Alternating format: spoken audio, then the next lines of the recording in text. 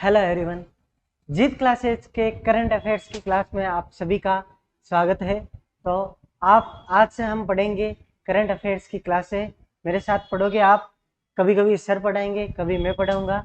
आज मैं पढ़ा रहा हूँ। तो चलिए चलते हैं सफ़र की ओर। तो पहला टॉपिक ही है हमारे भारतीय पीएम मोदी का जर्मनी व यूएई का दौरा। मोदी जी जर्मनी और यूएई में गए थे, तो वहाँ से कौन से क्वेश्चंस है जो बनते हैं उन पर करेंगे चर्चा। तो देखिए, सबसे पहले प्रधानमंत्री की इस 3 दिवसीय, कितने दिवस की थी? 3 दिवसीय यात्रा थी। ध्यान रखिएगा, मुख्य उद्देश्य क्या था? G7 शिखर सम्मेलन में भाग लेना था। क्या था? G7 शिखर सम्मेलन में भाग लेने के लिए गए थे। 3 दिवसीय यात्रा थी।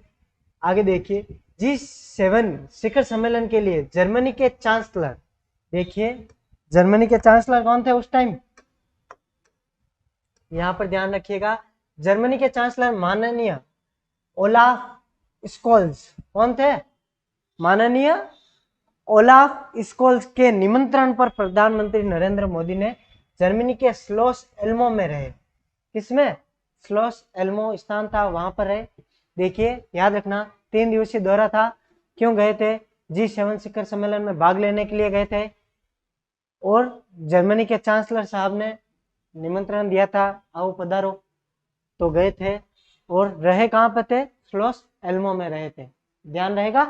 आगे बढ़िए, भारत को G7 शिखर सम्मेलन में अतिथि राष्ट्र के रूप में आमंत्रित किया गया था। अतिथि बन गया था आपा, कई बन गया अतिथि अपनी खातिरदारी करेगी। आगे बढ़ो, जर्मनी में G7 शिखर सम्मेलन में एक साथ मजबूत खाद्य सुरक्षा को संबोधित करना और लैंगिक समानता को आगे बढ़ाना, ये 2 मुख्य रूप से मुद्दे थे, इनको उठाया गया था वहां पर। कौन कौन से मुख्य मुद्दे थे? एक साथ मजबूत खाद्य सुरक्षा और दूसरा लैंगिक समानता।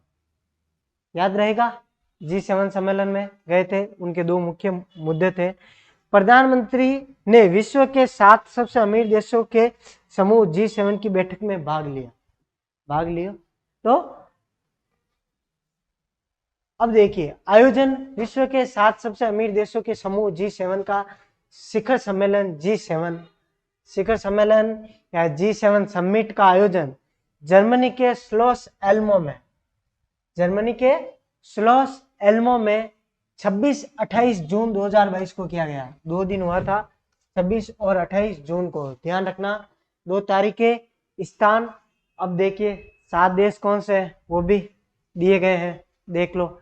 सदस्य राष्ट्र, जर्मनी की अध्यक्षता, उस टाइम जर्मनी की अध्यक्षता में हुआ था ये, में अतिरिक्त Canada, France, Italy, Japan, United kingdom और संयुक्त राज्य अमेरिका के राष्ट्रीय अध्यक्षों ने भाग लिया। ये जो 7 मुख्य देश है जिस शिखर सम्मेलन 7 सम्मेलन में, ध्यान रखना, उसमें इन्होंने भाग लिया था। फोर्ब्स ने यहाँ पर 30 अंडर 30 एशिया की सूची जारी की थी, वो भी आपको पता है। देखिए 30 अंडर 30 एशिया की सूची जारी की थी। किसने की थी? फोर्ब्स ने की थी। यहाँ पर 30 अंडर 30 एशिया सूची मई 2022 में जारी की गई थी। कब की गई थी? मई 2022 में। सूची में भारत शीर्ष पर। कुल 22 देशों में से भारत 61 सदस्यों के साथ सूची में सबसे ऊपर था। 61 सदस्य थे इसके, ध्यान रखना, भारत में इसमें शीर्ष स्थान पर था। आगे बढ़िए, मुख्य बिंदु कौन से आपको पता ही है, पर देख लिए। प्रधानमंत्री नरेंद्र मोदी की जर्मनी और यूएई की यात्रा में 3 दिवसीय दौरा था। क्यों गए थे? ये घूमने गया नहीं है, कोई तो उद्देश्य है। क्यों उद्देश्य हो? G7 शिखर सम्मेलन में भाग लेना। क्या उद्देश्य था? G7 शिखर सम्मेलन में भाग लेना था। उस टाइम ये अध्यक्षता जर्मनी में हुई थी। जर्मनी के चांसलर माननीय ओलाफ स्कोल्स के निमंत्रण पर गए थे। स्लोस एल्मो में हुआ था। मुख्य मुद्दा था एक साथ मजबूत खाद्य सुरक्षा और लैंगिक समानता। इसके जो 7 मुख्य देश है, किसका है ये सम्मेलन, ये देख लीजिए मुख्य रूप से कौन है इसके। Germany, Canada, France, Italy, Japan, United kingdom और संयुक्त राज्य अमेरिका ने। और 2022 में इसकी अध्यक्षता किसने, जर्मनी के द्वारा की गई थी। अब देखिए आगे, पर्यावरण प्रदर्शन सूचकांक 2022, ये हमारा टॉपिक, और इसमें भारत की स्थिति क्या है इसके बारे में अध्ययन करना है। पर्यावरण प्रदर्शन सूचकांक 2022, शीर्षक पर्यावरण प्रदर्शन सूचकांक, आगे इस बात है environment performance index EPI 2022। EPI की फुल फॉर्म क्या है, इन्वायरमेंट परफॉर्मेंस इंडेक्स, ईपीआई 2022।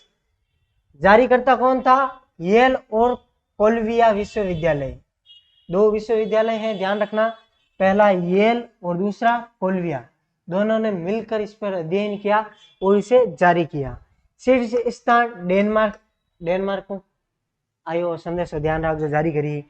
पर्यावरण प्रदर्शन सूचकांक एक अंतरराष्ट्रीय रैंकिंग प्रणाली है, यह अंतरराष्ट्रीय प्रणाली है जो सभी देशों के पर्यावरण सूचकांक, यानी वह पर्यावरण के लिए कितना जागरूक है, उन पर्यावरण हानि कितनी हो रही है, पर्यावरण के लिए उपाय कितने हो रहे हैं, उसके बारे में ये प्रणाली है, ध्यान रखना।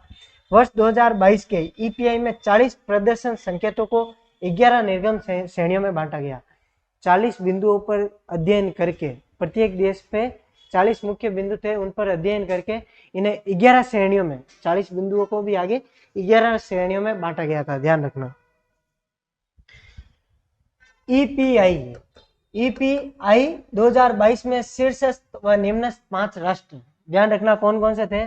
पहला डेनमार्क जिसका स्कोर था 77.90, दूसरा ब्रिटेन 77.70, फिनलैंड 76.50, माल्टा 75.20, स्वीडन 72.70। अब जो सबसे नीचो स्थान की ना, तो नीचो पहलो स्थान भारत रो 180 नंबर माते 18.90। आगे म्यांमार 179 रैंक थी इसकी 19.40 नंबर आई इसके।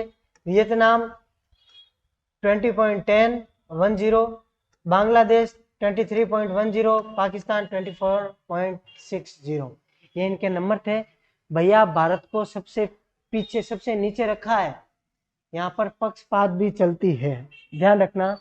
ये जो बनाते हैं ये घपला करते हैं, घपला केवल हमारे गाँव में भी नहीं पाया जाता है, ध्यान रखना, बड़े बड़े लेवल पे भी पाया जाता है। आगे बढ़िए।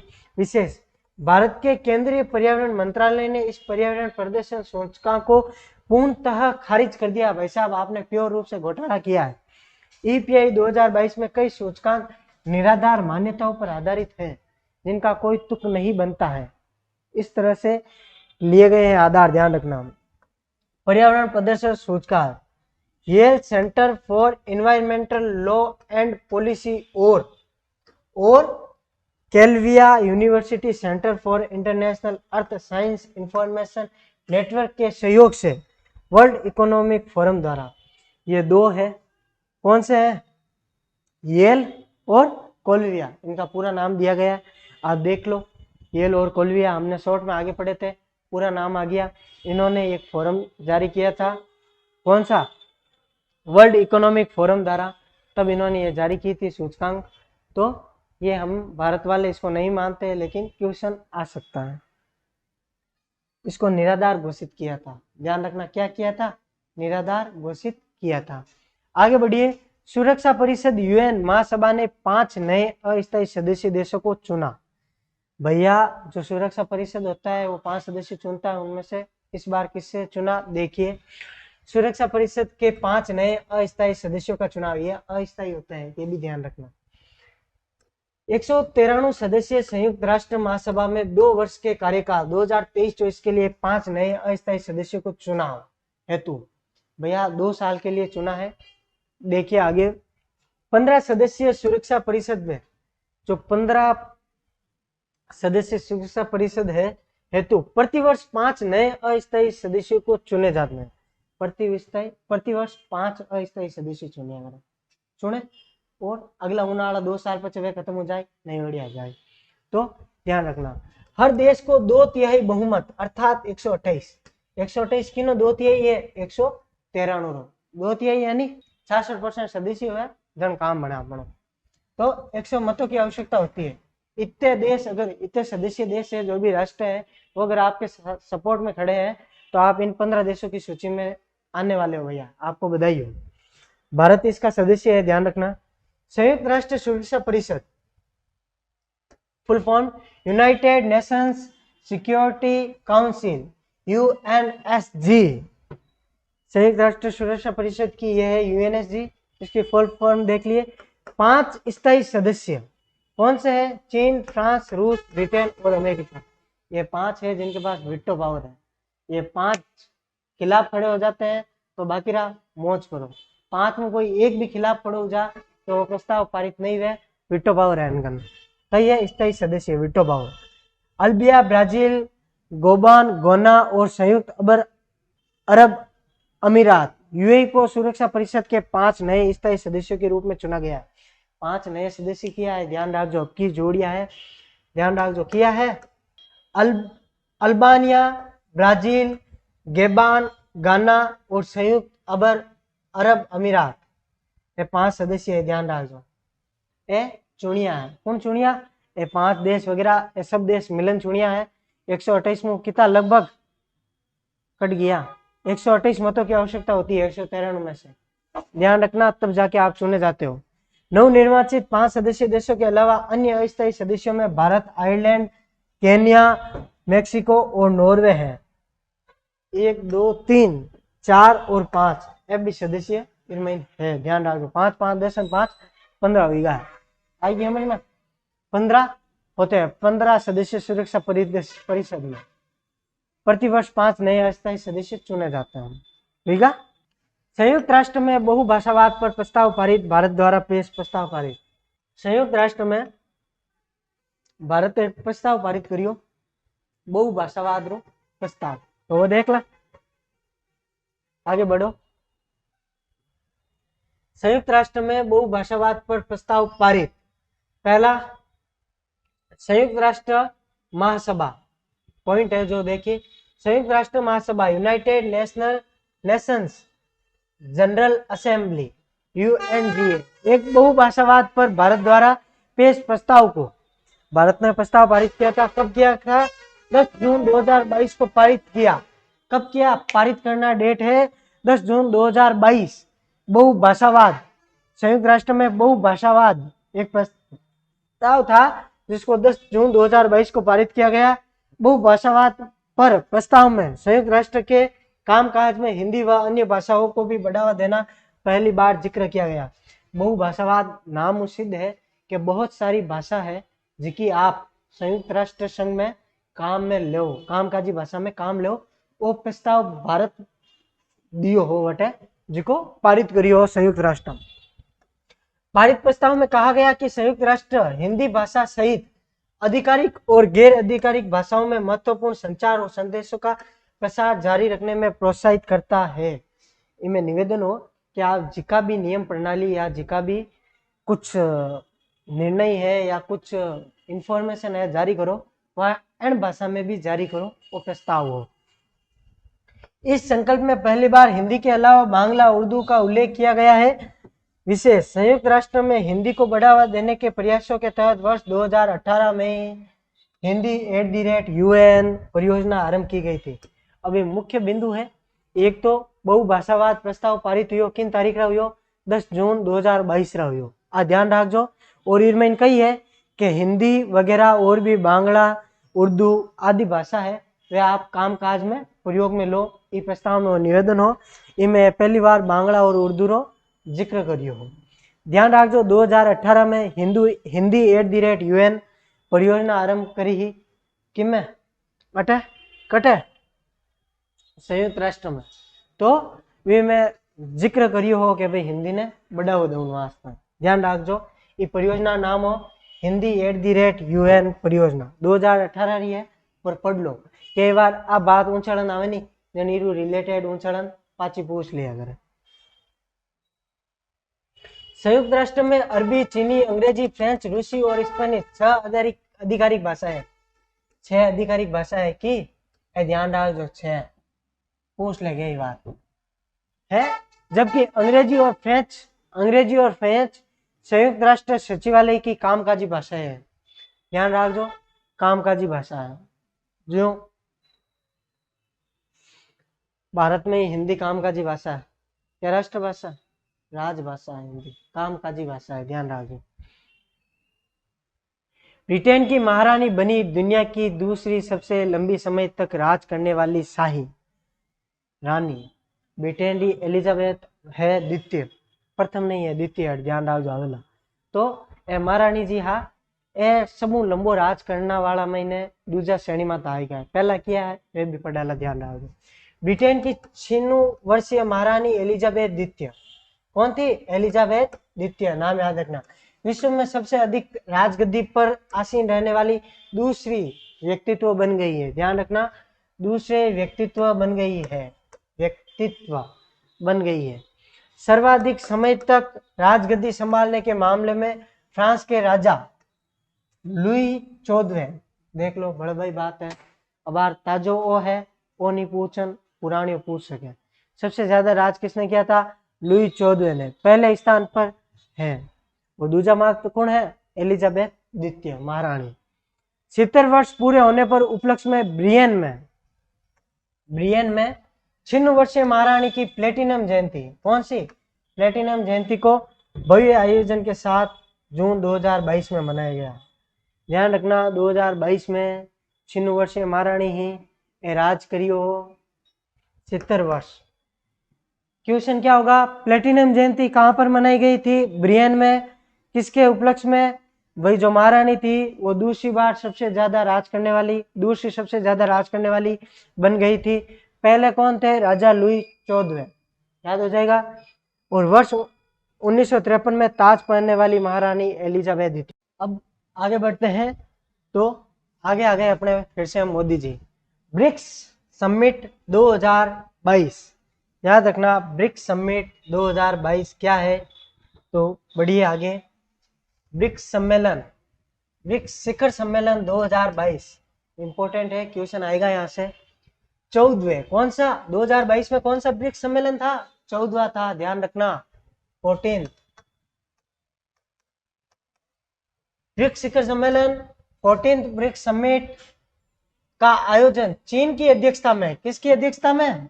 चीन की अध्यक्षता में 23 जून 2022 को वर्चुअल मोड में, ध्यान रखना कोरोना था, वर्चुअल मोड में आयोजित किया गया। वर्ष 2022 के ब्रिक्स शिखर सम्मेलन 2022 का आयोजन foster high quality BRICS partnership और usher in a new era of global development theme के तहत किया गया। इसकी थीम बहुत बड़ी है, देख लो।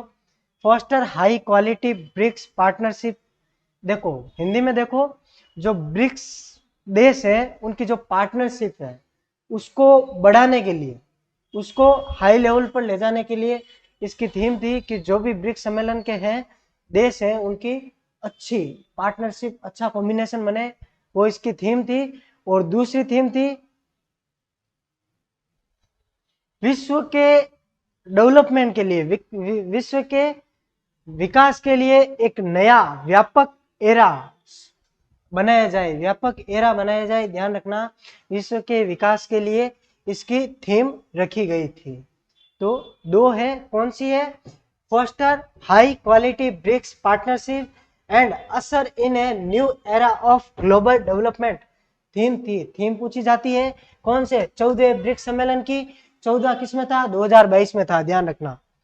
चीन के राष्ट्रपति शी जिनपिंग, रूसी राष्ट्रपति व्लादिमीर पुतिन, भारत के प्रधानमंत्री नरेंद्र मोदी, दक्षिण अफ्रीका के राष्ट्रपति सिरिल रामफोसा और ब्राजील के राष्ट्रपति जायर बोल्सोनारो ने एक साथ भाग लिया। ये सभी करंट अफेयर्स के क्वेश्चन थे कि 14 ब्रिक्स में ब्राजील के राष्ट्रपति कौन है? 2022 ब्रिक्स शिखर सम्मेलन में पूछ ली अफ्रीका राष्ट्रपति कौन है, तो ध्यान रखो। 13वां ब्रिक्स शिखर सम्मेलन वर्ष 2021 में भारत की अध्यक्षता में हुआ था। देखो जो जिको 13वां ब्रिक्स शिखर सम्मेलन हो 2021 में, पुरानो है, रिलेटेड है अपन भारत की अध्यक्षता में। भारत की अध्यक्षता में कब हुआ था? 2021 में हुआ था, जो कि 13वां था। इससे पहले भी भारत 2 बार और कर चुका है, 2012 और 2016 में भी भारत ब्रिक्स शिखर सम्मेलन की मेजबानी कर चुका है। ध्यान रखना 30वीं बार कब की थी, 2021 में की थी, और 13वां ब्रिक्स शिखर सम्मेलन था। उससे पहले 2012 और 2016 में भी कर चुका है। ध्यान रखना आज के जो मुख्य टॉपिक है हमने पढ़े हैं, आगे फिर कल और नए टॉपिक लेके आएंगे। आज के लिए बस इतना ही, अनुमति दीजिए। जय हिंद, जय भारत।